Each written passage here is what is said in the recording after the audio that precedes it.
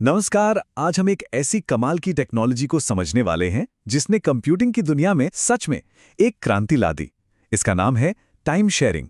ये वो गुमनाम हीरो है जिसने एक अकेले विशाल कंप्यूटर को एक ही समय में सैकड़ों लोगों के लिए काम का बना दिया। चलिए इसकी पूरी कहानी को समझते हैं।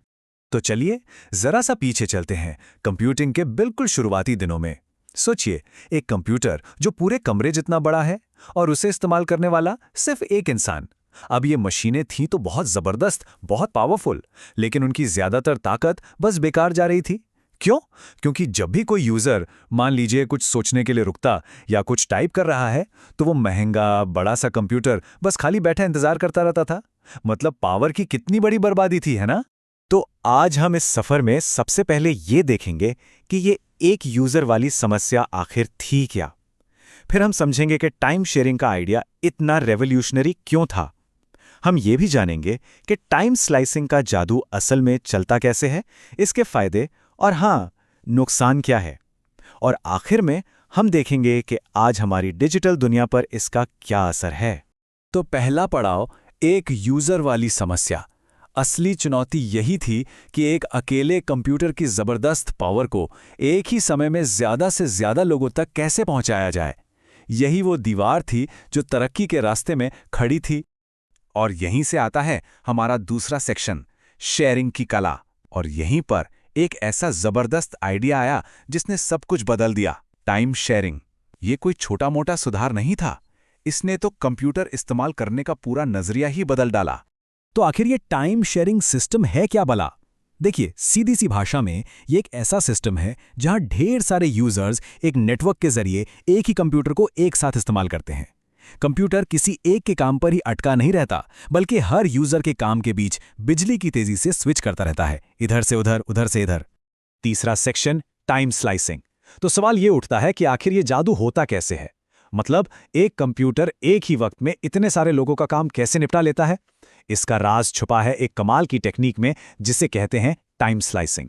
इसे ऐसे समझिए जैसे कोई मास्टर शेफ एक ही वक्त में कई डिशेस बना रहा हो। वो क्या करता है, हर डिश पर थोड़ा थोड़ा ध्यान देता है। एक को हिलाया, दूसरे में मसाले डाले, तीसरे को चखा, और ये सब वो इतनी तेजी से करता है कि देखने वाले को लगता है जैसे सारी डिशेस एक साथ ही पक रही हों। कंप्यूटर भी दोस्तों ठीक यही करता है। इस प्रोसेस को एक खास नाम दिया गया है राउंड रॉबिन शेड्यूलिंग। देखिए होता क्या है, सबसे पहले यूजर ए के काम को मिलता है वक्त का एक छोटा सा टुकड़ा, एक टाइम स्लाइस। सीपीयू फौरन उसके काम में लग जाता है। जैसे ही वो नन्हा सा टाइम खत्म होता है, बस उस काम की जो भी सिचुएशन है उसे सेव कर लिया जाता है, और फिर सीपीयू तुरंत कूदकर यूजर बी के काम पर लग जाता है। और ये सिलसिला, ये अदला बदली एक सेकंड में हजारों बार होती है। सोचिए जरा कितनी तेजी से। चौथा सेक्शन, शेयरिंग के फायदे। तो इस क्रांतिकारी तरीके से आखिर मिला क्या? इससे यूजर्स और सिस्टम दोनों के लिए कमाल के दरवाजे खुल गए। इसके फायदे तो सच में जबरदस्त है। सबसे पहला, फास्ट रिस्पॉन्स टाइम। सीपीयू इतनी तेजी से स्विच करता था कि हर यूजर को यही लगता था जैसे पूरा का पूरा कंप्यूटर सिर्फ उसी के लिए काम कर रहा है। दूसरा, सबको सीपीयू का बराबर टाइम मिलता था। कोई एक यूजर सिस्टम पर कब्जा नहीं कर सकता था। इससे सीपीयू का भी बेहतरीन इस्तेमाल होता था, वो कभी फालतू नहीं बैठता था। और सबसे बड़ी बात, इसने हमें असल मायनों में इंटरैक्टिव सिस्टम दिए। मतलब कुछ टाइप करो और फौरन जवाब पाओ। पांचवां सेक्शन, छिपी हुई कीमत। लेकिन कहते हैं ना, हर अच्छी चीज की एक कीमत होती है। इस जादू के पीछे भी कुछ चुनौतियां थीं। ये सब इतना भी आसान नहीं था। इसकी कुछ कमियां भी थीं। पहली बात, इसे मैनेज करने वाला ऑपरेटिंग सिस्टम बहुत ज्यादा कॉम्प्लेक्स, मतलब पेचीदा हो गया। फिर एक काम से दूसरे पर स्विच करने में थोड़ी सी पावर और थोड़ा सा टाइम खर्च होता था। अगर बहुत सारे यूजर्स एक साथ सिस्टम पर आ जाते तो सब कुछ धीमा पड़ जाता। और जाहिर है, जब इतने सारे लोग एक ही सिस्टम इस्तेमाल कर रहे हों तो सिक्योरिटी का खतरा भी काफी बढ़ गया। चलिए इस कॉन्टेक्स्ट स्विचिंग की कीमत को थोड़ा और समझते हैं। ये वो छोटा सा वक्त है जो सीपीयू को एक काम को रोकने, उसकी सारी जानकारी को सहेजने और फिर दूसरे काम की जानकारी को लोड करके उसे शुरू करने में लगता है।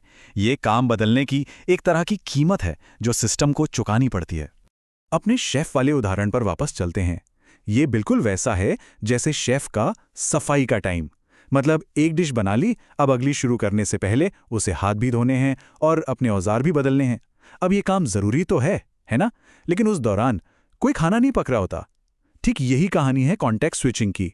उस छोटे से पल में कंप्यूटर असल में कोई प्रोडक्टिव काम नहीं कर रहा होता। तो कुल मिलाकर देखें तो ये एक तरफा सौदा नहीं था। हमें तेज और इंटरैक्टिव सिस्टम्स तो मिले, लेकिन उसकी कीमत हमें चुकानी पड़ी एक कॉम्प्लेक्स डिजाइन, स्विचिंग की लागत, ओवरलोड की समस्या और सिक्योरिटी के खतरों के रूप में। टेक्नोलॉजी में ऐसे समझौते अक्सर करने ही पड़ते हैं। अब आते हैं हम अपने छठे और आखिरी सेक्शन पर, आज का डिजिटल बैलेंस। चलिए अब इसे आज की दुनिया से जोड़ते हैं। टाइम शेयरिंग की जो विरासत है वो आज हमारे हर कंप्यूटर और हर स्मार्टफोन में जिंदा है। ये सारे डिवाइसेस भी तो एक साथ कई काम करने की इसी चुनौती से आज भी निपटते हैं। ये एक लाइन पूरी कहानी का निचोड़ है। टाइम शेयरिंग ने हमें एक बुनियादी समझौता करने पर मजबूर किया, ज्यादा लोगों तक पहुंच और सिस्टम की बढ़ती जटिलता के बीच। इसका मतलब ये हुआ कि कंप्यूटर को सबके लिए सुलभ बनाने के लिए उसे अंदर से और ज्यादा कॉम्प्लेक्स बनाना पड़ा। और ये हमें आज के लिए एक बड़े सवाल पर लाकर छोड़ देता है। आज हमारे हाथ में जो डिवाइसेस हैं वो पहुंच, स्पीड और कॉम्प्लेक्सिटी के बीच आखिर कौन से समझौते कर रहे हैं। अगली बार जब आपका फोन एक साथ 10 ऐप्स चला रहा हो तो उस अदृश्य बाजीगरी के बारे में जरूर सोचिएगा जो पर्दे के पीछे ये सब मुमकिन बनाती है।